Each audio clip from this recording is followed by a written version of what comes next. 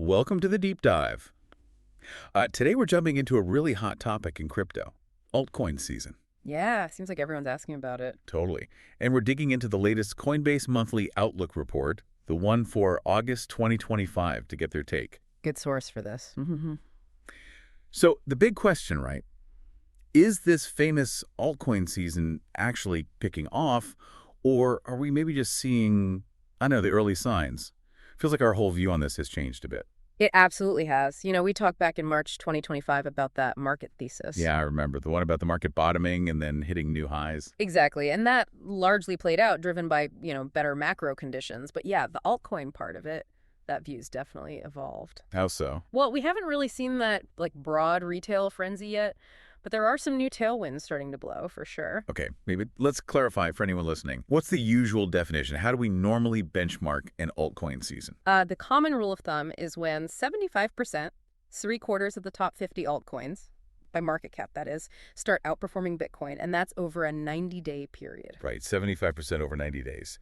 So what's the data in this report telling us now? Where are we on that scale? Well, here's the interesting part. We have seen Bitcoin's dominance fall off. It was around 65% back in May 2025. Now it's down near 59% as of August. Okay, and that's usually a sign, right? Capital rotating out of Bitcoin. Like the classic early signal, yeah. Suggests money might be moving into alts. But the actual altcoin season index, it's still pretty low, like in the low 40s. Low 40s, so nowhere near that Yeah. 75% trigger. Not even close. So that's kind of a puzzle then, because the report also says the total altcoin market cap has surged right up 50% since early July. That's huge, $1.4 trillion. Exactly. It's a massive jump. So if the index is low, but the total value is way up, hmm what's driving that? It can't be a broad altcoin rally then. It's not broad, no.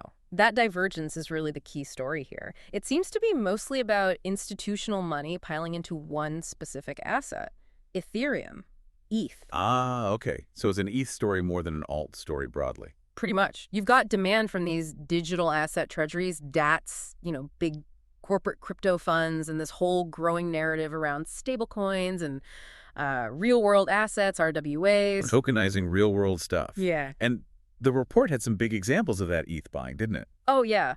Bitmine Immersion Technologies, they just bought 1.15 million ETH. That was part of a huge $20 billion raise they did. Wow, 1.15 million ETH. And overall, the top treasury companies, they now hold almost 3 million ETH between them. That's over 2% of the entire Ethereum supply. 2%. Okay, that's serious institutional weight being thrown around. It really shows conviction. And what's also interesting is looking at the ETH betas.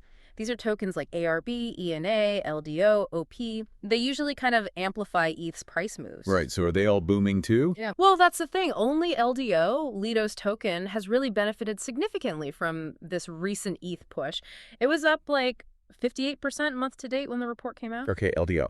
And that makes sense because Lido is all about liquid staking for ETH, right? Yeah. A pretty direct way to get exposure. Exactly. Simple exposure.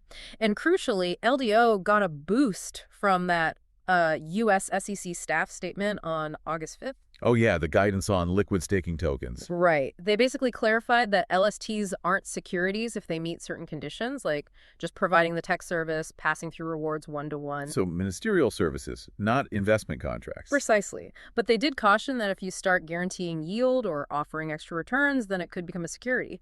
Still, that basic clarity is huge. It removes a big uncertainty for institutions. Okay, so we have this institutional ETH focus. What about the bigger picture, the macro stuff? Are there wider economic forces helping this? Yeah, the report points to something pretty massive, a record $7.2 trillion sitting in U.S. money market funds right now. 7.2 trillion. Yeah. Just parked. Yeah, parked, which is weird. Usually cash like that goes down when crypto goes up. But there's just so much uncertainty in traditional markets. Things look expensive, worries about growth. So tons of cash on the sidelines. Mm. But the catalyst could be the Fed, right? They're expected to cut rates soon. September, October. That's the expectation. And those cuts would make money market funds way less appealing. That $7.2 trillion is, potential dry powder, could easily flow into riskier assets, including crypto. Makes sense. Lower yields on cash push people out on the risk curve. Exactly.